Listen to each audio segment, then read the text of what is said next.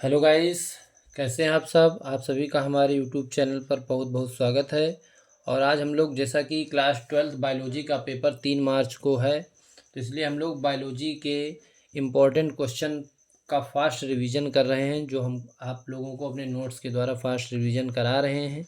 क्योंकि अब इतना समय नहीं बचा हुआ है कि आपको बोर्ड पर कुछ क्वेश्चन कराए जाएं, क्योंकि कम समय में ज़्यादा आपको पढ़ना है। और आपको हम अगर लिख लिख कर पढ़ाएंगे तो थोड़ा उसमें समय ज़्यादा लगेगा, इसलिए कम समय में अधिक रिवीजन हो, इसलिए हम अपने हाथ से हैंड रिटन नोट्स बना के आपको जल्दी से समझाने का प्रयास करेंगे। कम समय में जल्दी से वीडियो को लाइक कर दीजिए, चैनल को सब्सक्राइब कर लीजिए और बेल आइकन को प्रेस कर लीजिए, जिससे सारे नोटिफिकेशन आप तक पहुंचते रहें।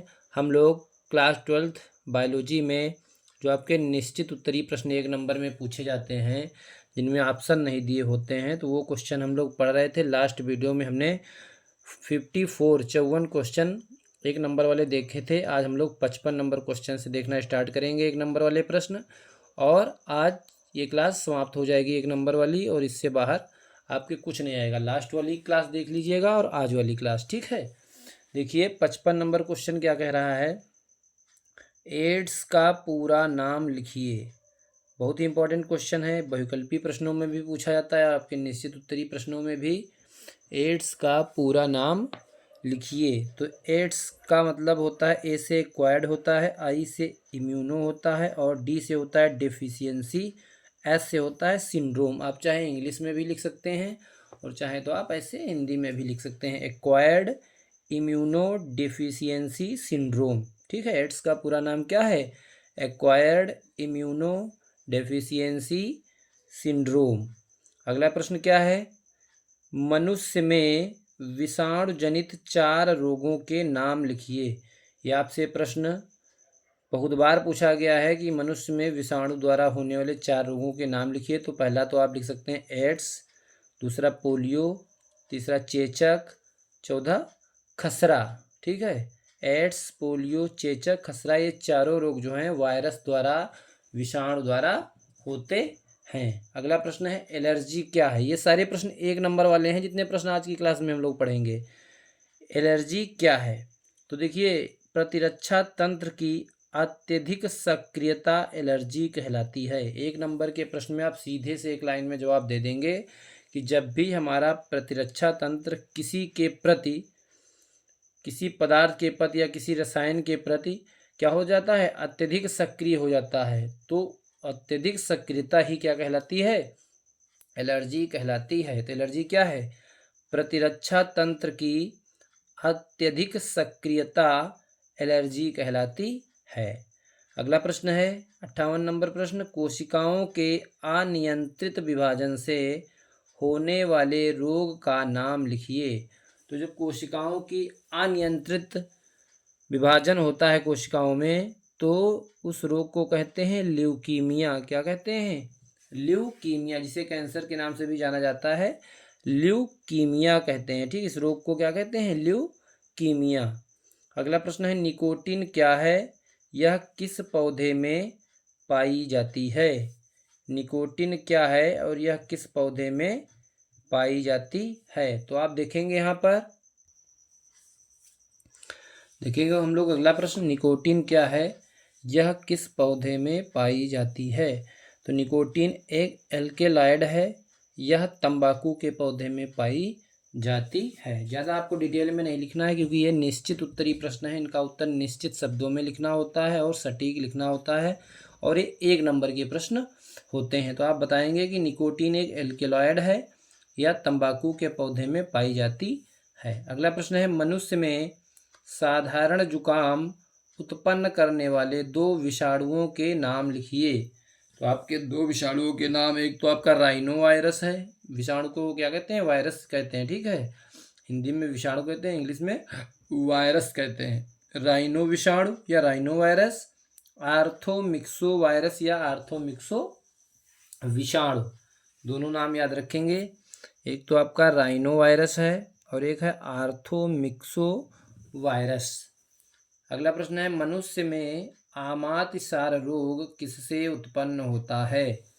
आमातिसार यानी कि जो इसको रोग को बोलते हैं पेचिस, क्या कहते हैं, पेचिस। जो आमातिसार रोग होता है इसको क्या बोलते हैं, पेचिस बोलते हैं, अमीबायसिस बोलते हैं, क्या बोलते हैं, अमीबायसिस बोलते हैं। तो देखिए जो आमातिसार रोग होता है ये मनुष्य में आमातिसार रोग एंट अमीबा हिस्टोलिटिका प्रोटोजोआ परजीवी से होता है। यह दूषित जल एवं खाद्य पदार्थों से होता है। जब भी हम दूषित जल और खाद्य पदार्थ ग्रहण करते हैं तो उसके साथ में एंट अमीबा हिस्टोलिटिका जो प्रोटोजोन परजीवी है ये हमारे शरीर में प्रवेश कर जाता है। ठीक है, तो आपसे प्रश्न पूछा गया है कि मनुष्य में आमातिसार रोग या इसी को आमातिसार रोग की जगह पर अमीबायसिस भी पूछ सकते हैं, रोग किससे उत्पन्न होता है।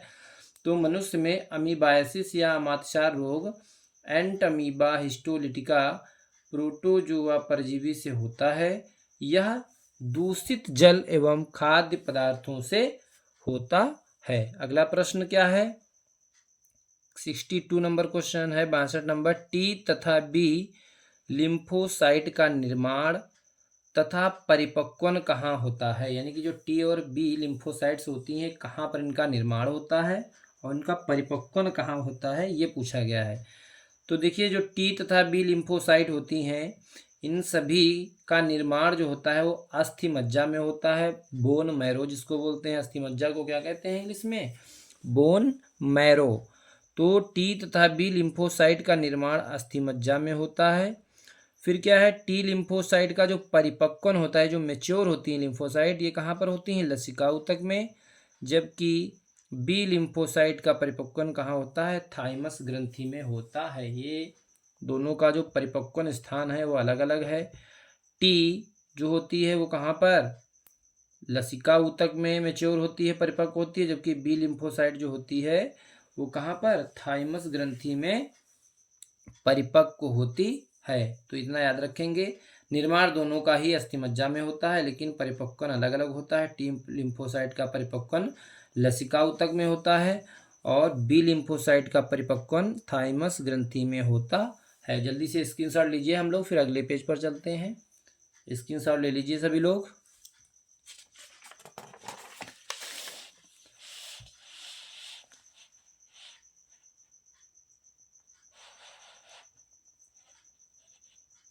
देखेंगे अगला प्रश्न, एस्कैरिस्ता का संचरण कैसे होता है। जो एस्कैरिस्ता या एस्कैरियासिस जो बीमारी है उसका संचरण कैसे होता है।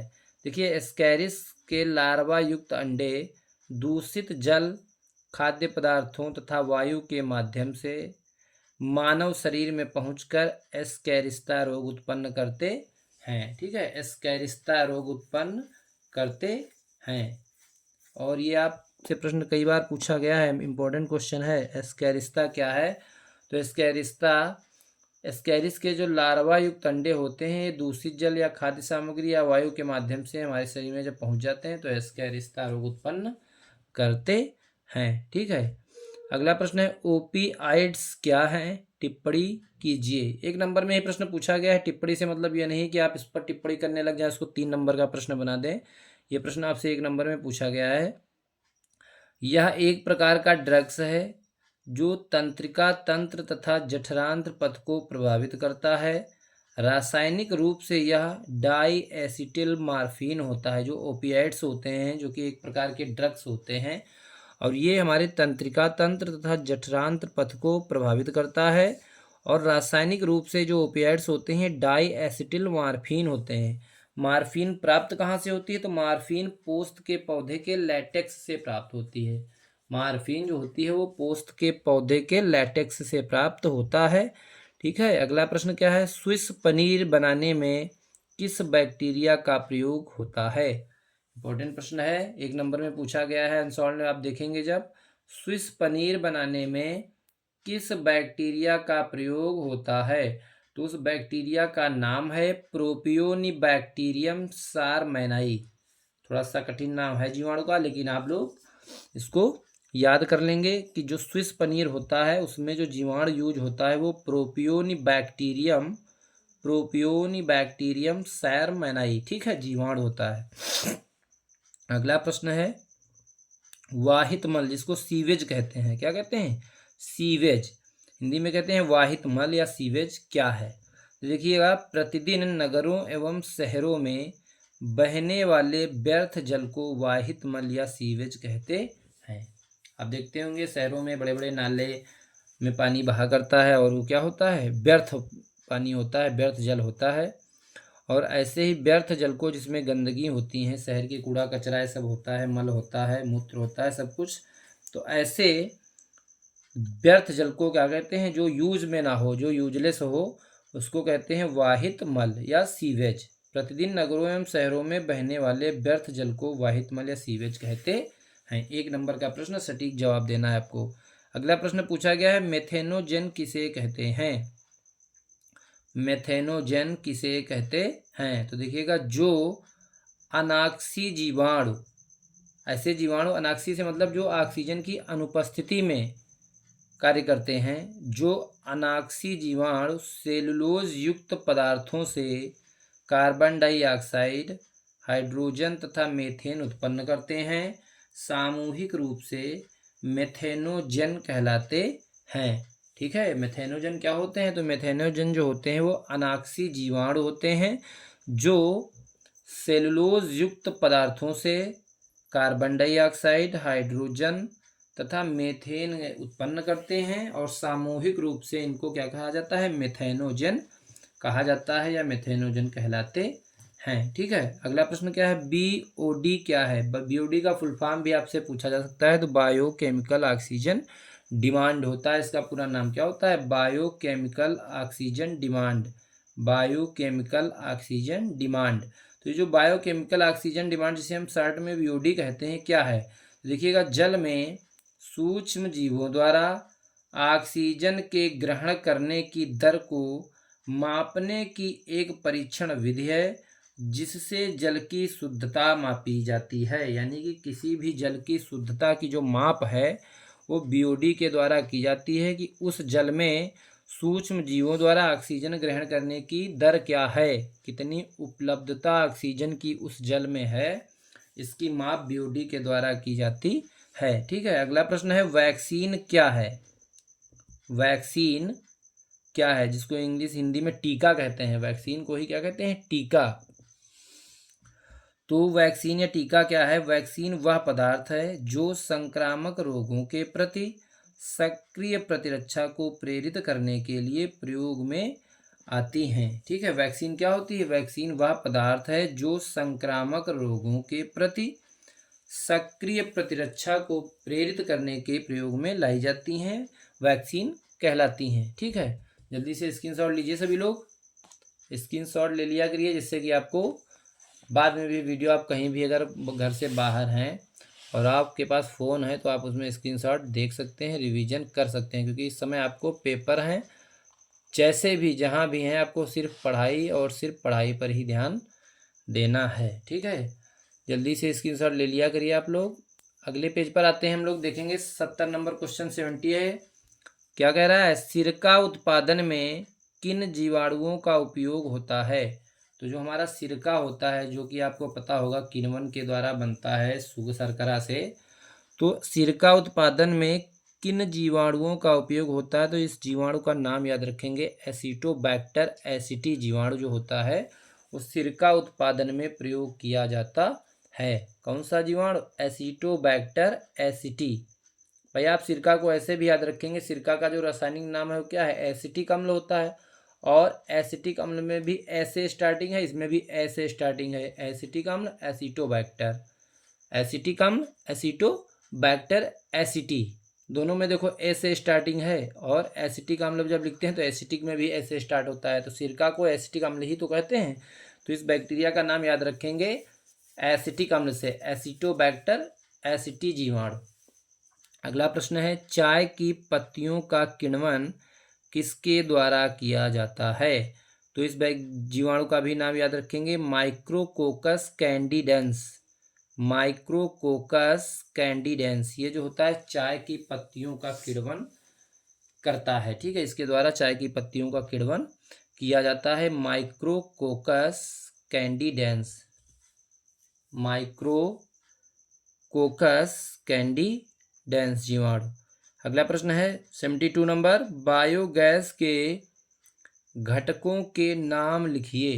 ठीक है, बायोगैस में कौन कौन से घटक होते हैं, उन घटक गैसों के या घटक पदार्थों के नाम लिखने हैं। तो पहला तो उसमें मेन जो मुख्य घटक होता है वो मीथेन होती है, कार्बन डाइऑक्साइड तथा H2S हाइड्रोजन सल्फाइड। H2S क्या होता है? Hydrogen sulphide. तो ये मुख्य घटक या कह लीजिए बायोगैस के घटक होते हैं। कौन कौन से? मीथेन, कार्बन डाइऑक्साइड और हाइड्रोजन सल्फाइड। बायोगैस के क्या है? मुख्य घटक हैं। याद रखेंगे, मीथेन मुख्य घटक है इसमें से, और कार्बन डाइऑक्साइड तथा हाइड्रोजन सल्फाइड भी इसमें घटक के रूप में उपस्थित होते हैं। अगला प्रश्न क्या है? पैलिंड्रोम क्या है? पैलिंड्रोम क्या है? तो इसमें देखेंगे आप सभी लोग, पैलिंड्रोम वर्णों के समूह हैं जिन्हें आगे व पीछे दोनों ओर से पढ़ने पर एक ही शब्द बनता है। जैसे लिखा हुआ है मलयालम। मलयालम को आप इधर से अगर पढ़ते हैं तब भी मलयालम है, अगर आप पीछे से पढ़ना स्टार्ट करें तब भी मलयालम ही रहेगा। ठीक है, तो ऐसे वर्णों के समूह जिन्हें हम आगे व पीछे अगर दोनों ओर से पढ़ें तो एक ही शब्द बने, तो ऐसे वर्णों के समूह को हम लोग क्या कहते हैं? पैलिंड्रोम कहते हैं। ठीक है, अगला प्रश्न क्या है? पुनर्योगज डीएनए का निर्माण कैसे किया जाता है? प्रश्न है, पुनर्योगज डीएनए का निर्माण कैसे किया जाता है? तो देखिएगा, आनुवांशिक अभियांत्रिकी या आनुवांशिक इंजीनियरिंग जो टेक्निक है, आनुवांशिक अभियांत्रिकी तकनीक है, में जीन क्लोनिंग एवं जीन स्थानांतरण का उपयोग कर पुनर्योगज डीएनए का निर्माण किया जाता है। जीन क्लोनिंग व जीन स्थानांतरण का उपयोग कर पुनर्योगज डीएनए का निर्माण किया जाता है। अगला प्रश्न है, पारजीनी जंतु किसे कहते हैं? पारजीनी को ही बोलते हैं ट्रांसजेनिक। पारजीनी को क्या बोलते हैं? ट्रांसजेनिक एनिमल, यानी कि हिंदी में बोलते हैं पारजीनी जंतु, और इसको इंग्लिश में बोलते हैं ट्रांसजेनिक एनिमल। तो जो पारजीनी जंतु या जो ट्रांसजेनिक जंतु होते हैं किसे कहते हैं? देखिएगा, इसमें जिन जीवों के डीएनए में दूसरे जीव के जीन डाल दिए जाते हैं उन्हें पारजीनी जंतु या ट्रांसजेनिक जीव भी कहा जाता है। जैसे ट्रांसजेनिक चूहा, ट्रांसजेनिक खरगोश, ट्रांसजेनिक गाय, ट्रांसजेनिक भेड़, ट्रांसजेनिक बकरी। कोई भी उदाहरण आप इसमें दे सकते हैं, बस आगे ट्रांसजेनिक आपको लगा देना है। और कैसे? इसमें होता क्या है, जिन जीवों के डीएनए में दूसरे जीव के जीन या डीएनए को प्रवेश करा दिया जाता है तो ऐसे जंतु क्या कहलाते हैं? पारजीनी जंतु या ट्रांसजेनिक जंतु कहलाते हैं। अगला प्रश्न है 76 नंबर क्वेश्चन, जीनी इंजीनियरिंग यानी कि जीनी अभियांत्रिकी या आनुवांशिक अभियांत्रिकी, जीनी इंजीनियरिंग में उपयोग होने वाले दो वाहकों के नाम लिखिए। बहुत ही इंपॉर्टेंट क्वेश्चन है कि जीनी इंजीनियरिंग में कौन कौन से वाहक हैं जिनका प्रयोग होता है। तो एक तो आपका बहुत ही फेमस वाहक है एसेरकिया कोलाई, जिसको शॉर्ट में ई कोलाई लिखते हैं। ई से मतलब है एसेरकिया कोलाई। से कौन सा वाहक तैयार होता है? PBr 322। PBr 322 जो है ये एसेरकिया कोलाई से तैयार किया जाता है। PBr 322, PBr 322। अगला है एग्रोबैक्टीरियम राइजोजीन से तैयार होता है R1 प्लाज्मिड। अगर इस जीवाणु का नाम ना भी याद रहे तो आप सीधे लिख दीजिएगा R1 प्लाज्मिड और PBr 322, जो कि एसेरकिया कोलाई से तैयार किया जाता है। PBr 322। जल्दी से स्क्रीनशॉट ले लीजिए सभी लोग, फिर अगले पेज पर चलते हैं। स्क्रीनशॉट लीजिए सभी लोग।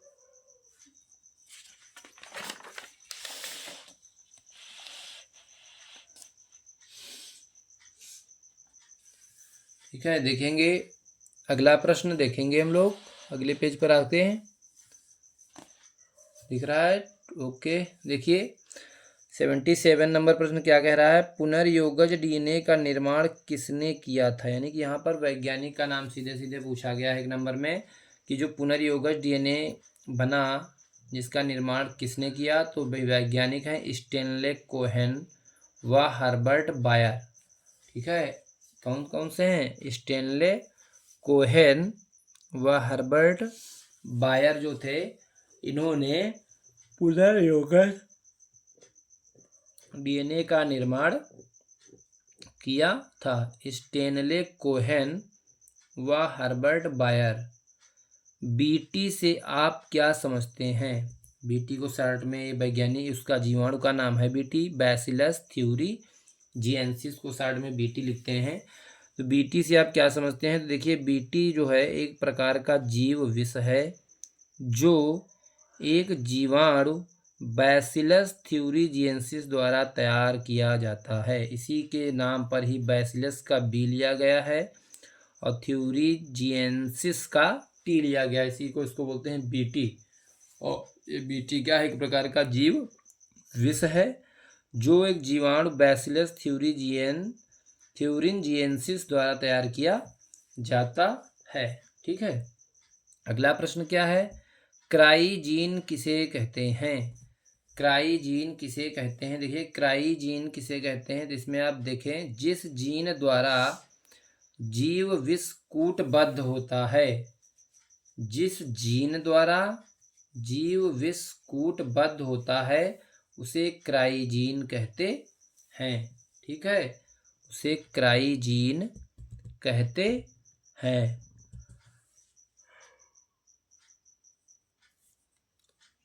क्राई जो शब्द लिया गया है वो क्रिस्टल से लिया गया है। क्रिस्टल का जो CRY होता है आगे का, क्राई, वहीं से क्रिस्टल से लिया गया है क्राई। जिस जीन द्वारा जीव विष कूटबद्ध होता है उसे क्राइजीन कहते हैं। 1 नंबर इतने में आपको मिल जाएगा। बायोपायरेसी क्या है? बायोपायरेसी क्या है? बायो का मतलब एक हिसाब से जीवन होता है, और या जीव कह लीजिए या जीवन, और पायरेसी से मतलब चोरी। तो बायोपायरेसी क्या है? देखिए विश्व में बहुत सी राष्ट्रीय कंपनियां या संगठन द्वारा किसी देश में पाए जाने वाले जैविक संसाधनों का अवैध उपयोग बिना किसी अनुमोदन व क्षतिपूर्वक भुगतान किए जाने को बायोपायरेसी कहते हैं। ठीक है, विश्व में बहुत सारी ऐसी राष्ट्रीय कंपनियां और संगठन हैं जो किसी भी देश से उनके जैविक संसाधनों की चोरी करते हैं, अवैध तरीके से उनका उपयोग करते हैं, और ना उस देश की जानकारी में भी ये चीज़ नहीं रहती है। तो ऐसे कार्य को कहा जाता है बायोपायरेसी। अगला प्रश्न है समष्टि की मुख्य विशेषताएं लिखिए। समष्टि की मुख्य विशेषताएं लिखिए। तो देखिए समष्टि की पहली विशेषता तो है जन्म दर, दूसरी है मृत्यु दर, और होता है लिंग अनुपात, और भी चाहे तो एक आप लिख सकते हैं क्या? समष्टि घनत्व। क्या होता है? समष्टि घनत्व। ये सभी समष्टि की विशेषताएं होती हैं, जन्म दर, मृत्यु दर, लिंग अनुपात और जनसंख्या घनत्व नहीं, उसको लिखेंगे समष्टि घनत्व। ओके, अगला प्रश्न है 82, किसी पूर्ण मूल परजीवी पौधे का नाम लिखिए। पूर्ण लगा हुआ है, ठीक है, मूल परजीवी का नाम नहीं, पूर्ण मूल परजीवी का नाम पूछ रहा है। तो हमने यहाँ पर आपके 2 लिख दिए हैं। एक तो रेफ्लिसिया है जो कि आपका सबसे बड़ा पुष्प होता है रेफ्लिसिया, दूसरा है ओरोवैंकी। ये दोनों क्या है? पूर्ण मूल परजीवी पौधे हैं, ओरोवैंकी, रेफ्लिसिया। अगला प्रश्न है नाइट्रोजन स्थिरीकरण करने वाले 2 सूक्ष्म जीवों के नाम लिखिए। तो जीव तो बहुत सारे हैं, लेकिन हमने यहाँ पर जो 2 एग्जाम्पल लिए हैं वो दोनों आपको इस हिसाब से लिए हैं कि जो नाम आपको आसानी से याद रहें। एक तो आपको राइजोबियम आप बार बार पढ़ते हैं, दलहनी फसलों की जड़ों में पाया जाता है राइजोबियम एजेटोबैक्टर। ये दोनों जो सूक्ष्म जीव हैं ये क्या करते हैं? वायुमंडल की नाइट्रोजन को नाइट्रोजन यौगिकों के रूप में क्या कर लेते हैं? उसको संग्रहित कर लेते हैं। राइजोबियम और एजेटोबैक्टर, इन दोनों का नाम याद रखेंगे, राइजोबियम, एजेटोबैक्टर। अगला प्रश्न है भारत में पारिस्थितिकी का जनक किसे कहते हैं?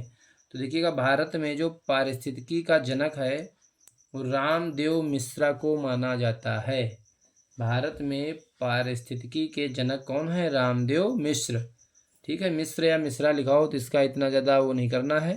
रामदेव मिश्र लिखा रहता है, कहीं कहीं रामदेव मिश्रा लिखा रहता है। ठीक। अगला प्रश्न है, भारत सरकार द्वारा पर्यावरण संरक्षण अधिनियम कब पारित किया गया? भारत सरकार द्वारा पर्यावरण संरक्षण अधिनियम कब आया था? 1986 में आया था। याद रखेंगे, सन 1986 में भारत सरकार द्वारा पर्यावरण संरक्षण अधिनियम पारित किया गया। ठीक है, जल्दी से स्क्रीनशॉट लीजिए सभी लोग, स्क्रीनशॉट ले लें सभी लोग, फिर अगले पेज पर चलते हैं।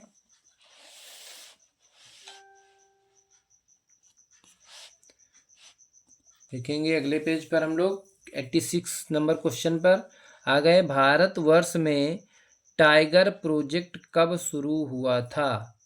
भारतवर्ष में टाइगर प्रोजेक्ट किस साल शुरू हुआ, किस वर्ष शुरू हुआ, ये पूछा जा रहा है आपसे। तो 1973 1973 ईस्वी में टाइगर प्रोजेक्ट भारत में आया था और इसकी शुरुआत हुई थी। अगला प्रश्न है, भारत में हरित क्रांति के जनक किसे माना जाता है? भारत में जो ग्रीन इवोल्यूशन हुआ था, जिसे हरित क्रांति बोलते हैं, उसका जनक किसे माना जाता है? तो MS Swaminathan.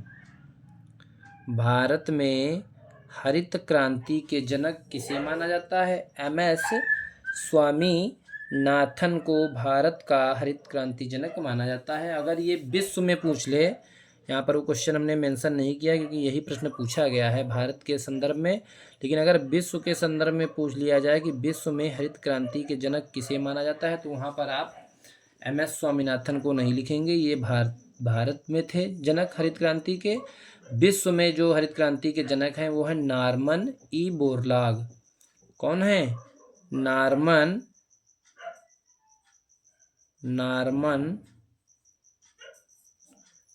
E Borlaug. Norman E Borlaug. Norman E Borlaug. Norman E Borlaug जो हैं ये क्या हैं? ये विश्व में हरित क्रांति के जनक है, जबकि भारत में कौन है? MS स्वामीनाथन। अगला प्रश्न है, WWF तथा IUCN का पूरा नाम लिखिए। तो WWF तथा IUCN का पूरा नाम पूछा गया है।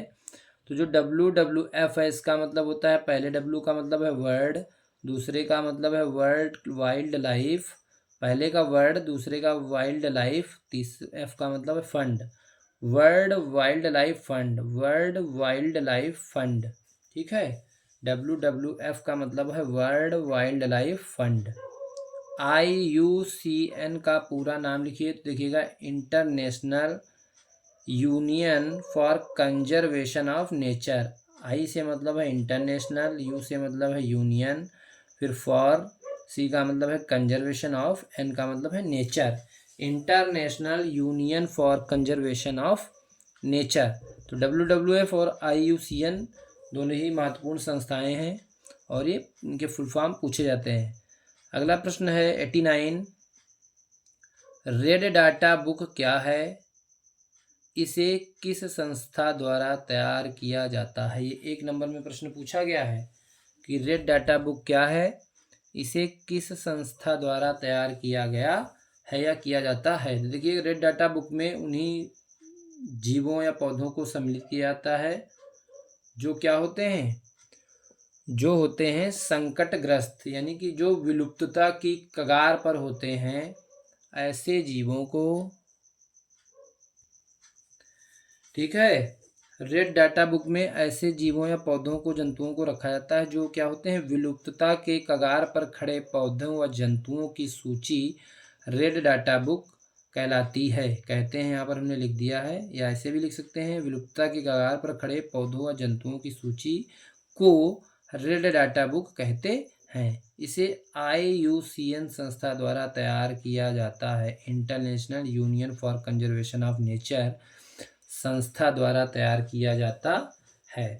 अगला प्रश्न क्या है, हॉट स्पॉट का क्या अर्थ है? इसी को तप्त स्थल भी बोलते हैं, तप्त स्थल।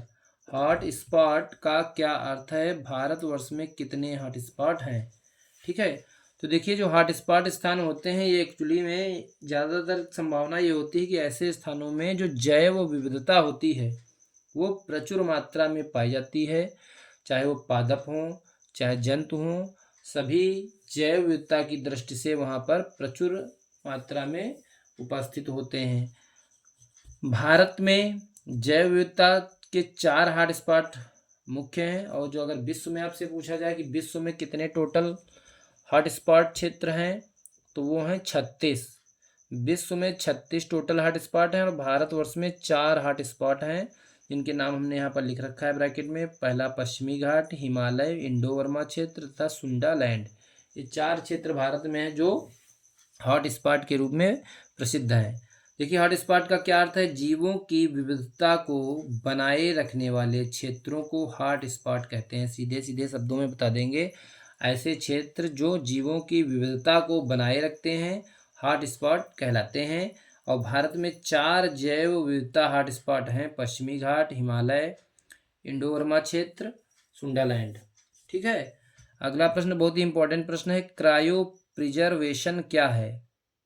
क्रायो प्रिजर्वेशन क्या है?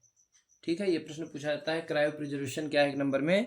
तो देखिएगा ऐसा होता है, जो संकटग्रस्त जो भी जातियां या पौधे होते हैं, तो अगर वो संकटग्रस्त हैं तो कुछ समय बाद वो विलुप्त हो जाएंगे, तो उनकी जातियां भविष्य में बनी रहें, इसलिए संकटग्रस्त जातियों के युग्मकों को जीवित रखने व जनन योग्य बनाने के लिए निम्न ताप, कितना निम्न ताप, -196 डिग्री सेल्सियस, निम्न ताप कितना, -196 डिग्री सेल्सियस पर परिरक्षित किया जाता है।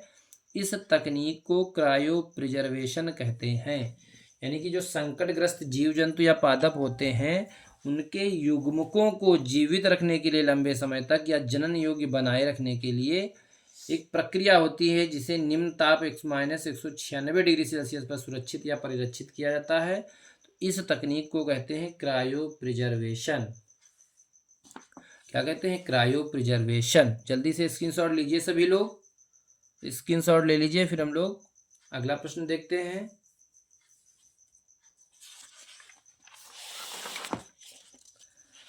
देखेंगे लास्ट क्वेश्चन है 92 क्वेश्चन, 92 नंबर का क्वेश्चन है। और इसके पहले कल वाली क्लास देख लीजिएगा और आज की क्लास, इन दोनों की क्लासों में जो भी 1 नंबर के प्रश्न आए हैं आपके सारे कवर हो जाएंगे।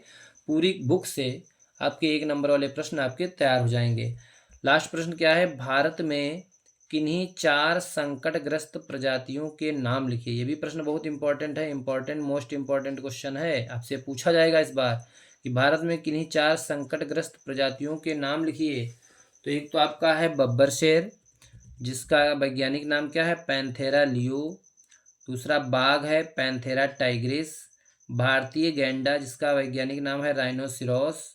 मोर पावो क्रिस्टेटस कहा जाता है जिसे रासायनिक वैज्ञानिक नाम है इसका। और तेंदुआ पैंथेरा परडस। तो आपको अगर वैज्ञानिक नाम याद रहते हैं तो अच्छी बात है, अदरवाइज आप ऐसे ही लिख देंगे। बब्बर शेर है, बाघ है, भारतीय गैंडा है, मोर है, तेंदुआ है। ठीक है, आप याद रखेंगे बब्बर शेर, बाघ, भारतीय गैंडा, मोर और तेंदुआ।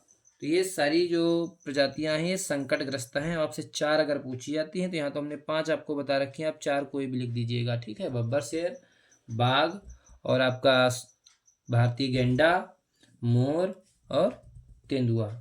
ठीक है, इन 92 प्रश्नों को, 92 प्रश्न जो 1 नंबर के हैं आज की क्लास और कल की क्लास देख लीजिएगा जाके, इन 92 प्रश्नों को आप तैयार कर लेंगे तो पूरी किताब से हमने इंपॉर्टेंट क्वेश्चन 1 नंबर वाले बनाए हैं। आपका पूरा फास्ट रिवीजन 1 घंटे के अंदर हो जाएगा। 1 नंबर वाले प्रश्न 1 ही घंटे में आपके आज की और कल की क्लास मिला के 1 घंटा आप पढ़ लेंगे तो आपके 1 नंबर वाले प्रश्न जो निश्चित उत्तरी प्रश्न है ये गलत नहीं होंगे, ये हमारा वादा है आपसे। वीडियो को लाइक कर दीजिए जल्दी से, और क्लास को देखने के लिए बहुत बहुत धन्यवाद। Thank you for watching this video.